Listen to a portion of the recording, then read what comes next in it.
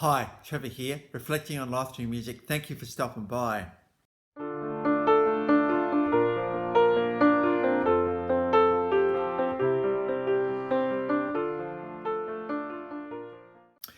Well, coming again today, you're very, very welcome. I trust you enjoyed my last video on The Cult.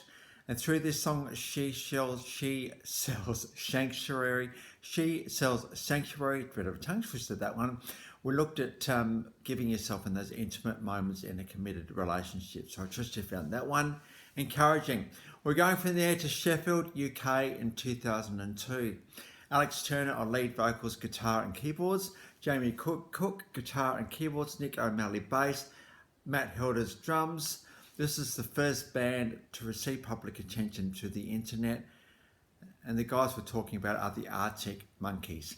Now, these guys were getting quite a following before they got their first album, Whatever People Say I Am, That's Not What I'm Not, in 2006.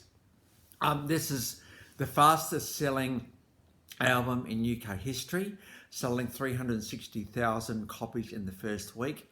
And it's considered one of the greatest debut albums of all time. There's elements of indie rock, garage rock revival, post-punk revival, alternate rock, and post-Brit pop.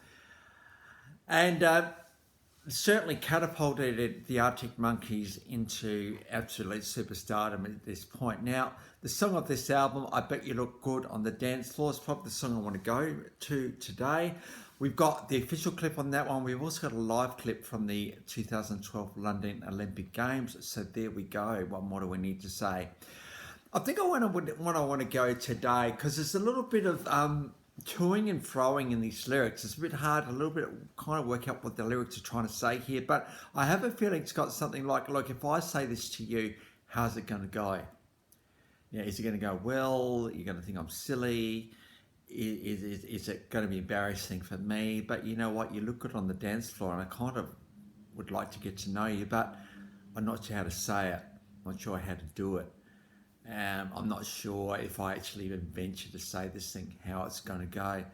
And it's quite interesting how conversation, or trying to get to know someone, you might like someone and you're looking at them and you want to go over there and say something, but you chicken out and you think, perhaps I'll do it next time. But meanwhile, the other person's thinking, gee, I wish they'd come over and talk to me. I don't know how you bridge both of those gaps into something which is easy, but at this day and age of relationships, getting to know each other, it's not easy. It can be a challenge. But I think what we've got to do is, if we do like someone, we've just got to pluck up the courage and go over and talk to them. Now, obviously, you're not going to be all creepy about it. You're actually going to try and be good about it. I think it's probably about talking with someone as opposed to talking to them. Talking with means you ask questions, right? And you'll make an interest in getting to know them as a person. But it's not easy, Everyone's a bit battered and bruised, it would seem, at the moment. Everyone's a bit nervous and a bit reluctant to actually go down this line. And it's hard to navigate this stuff. I don't know if anybody else feels like this or feels these particular moments, but it can be a bit of a challenge, I'm finding. And so what do I need to do? I need to be braver, but also keep the asking questions, being interested in the other person at the same time. But actually going over there can be a real challenge. Don't know if anyone else feels this way, but I suppose we just so self-conscious that it's not going to go well that we kind of give up before we start. I think maybe we need to get over ourselves and give ourselves a bit of a go, because if someone's kind of interesting, well, they might be interested in you as well, but you won't know until you try. So good on you, Arctic Monkeys, for sort of bringing this feeling of inadequacy and awkwardness into the world, I suppose. So we got official love of that one. Now, that was the best album in the Brit Awards in 2007, so very significant album in the scheme of things. Out then came Favourite Worst Nightmare, This was the best album of 2008. This one actually sold 227,000 copies in the first week. So another gold album. Now, when you listen to the song Brainstorm, it's absolutely ferocious. It's almost like the brain's trying to come up with the ideas, trying to come up with things, but nothing, no thoughts ever kind of hanging in there. It's just kind of going from one thing to another. So Brainstorm is an absolutely stunningly well written, well produced, well played song. The guitar's going pretty amazing here. The vocals by Alex are pretty amazing as well, and ferocious. Brainstorm, absolutely ferocious pace. They then released Hubbug in 2009, Suck It and See in 2011, and then probably their breakthrough album internationally was AM in 2013. And we've got Do I Want to Know. This is a live version of that song.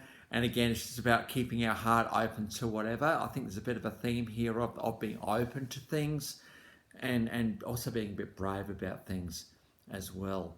And so we've got a live version of Do I Want to Know. They're pretty of a bit of a hit for these guys. We then move forward to 2022. This is at the Glastonbury Festival live. We've got Body Paint. Again, this is a bit of a change of style for the Arctic Monkeys. One of the things that are good about these guys is how they can change their genres, change their styles, and just keep it interesting. I mean, it's very brave to go away from that initial hard, I suppose, indie rock roots into something a little bit more reflective, but these guys have done it really, really well. It's a Body Paint from the Glastonbury Festival. It's a bit hard to know where to go with these guys today, but I think just vulnerability, being human being takes vulnerability, doesn't it?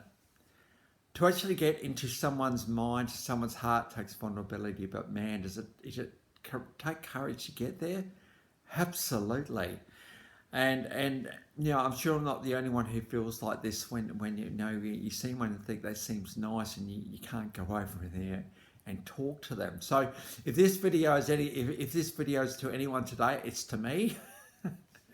Trevor, just do it. All right. And that's an encouragement to anybody else out there who is also feeling the same way.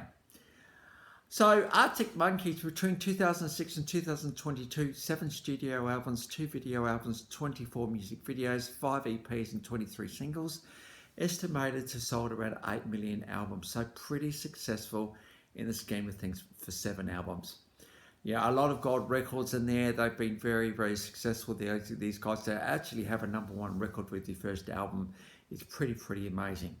So it's good to give those guys a bit of a tribute and a bit of a go today. If any of the guys are watching, you write some incredible lyrics, guys. Not always sure what they're about, but they're pretty amazing. And I hope I've done a bit of the lyrics a little bit of justice today. Well, so the links to those, how many got? 1, 2, 3, 4. 1, 2, yeah, 4. I think there's 4. 1, 2 of those. Yeah, actually 5. 5 clips are in the description below, and I've also included my last video on the Colts, so if you want to recap on them, feel free. Well, if you've come back for another one, as this is your first time to Life Reflections through Music, it's great to see everybody here really enjoying the engagement we're getting, and just pass the word around because we're not going anywhere. Well, that's it for today. Next time we're going to go on to Chaka Khan. So until then, I'll catch you around. Bye for now.